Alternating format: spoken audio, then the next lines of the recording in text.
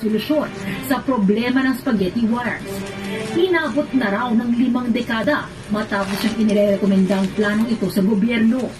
Pero mistulang nauuwi lang sa tengang kawali ang mga ito. Overhead wires uglifies our cities. It's a visual pollution. Pero may ibang lokal na pamahalaan na hindi naging bingi sa ideya ni Architect Palafox. Ang underground cables ay sinubukan na ng ilang syudad sa Pilipinas, kabilang ang Davao na mas lumutang ang ganda dahil wala na mga kabling masakit sa mata. Gayon din ang Iloilo na spaghetti wires no more.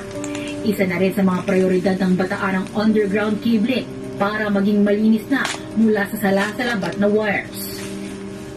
Dito naman sa Metro Manila, nagsimula na rin magplano ang Department of Public Works and Highways o DPWH. Katunayan, taong 2021 pa nila itinutulak na magkaroon ng feasibility study para malaman kung magkano gagastusin dito at kung kakayanin ba sa NCR. Plano ng DPWH na pag-aralan ng posibilidad ng proyekto sa C5, EDSA, R10 at C3.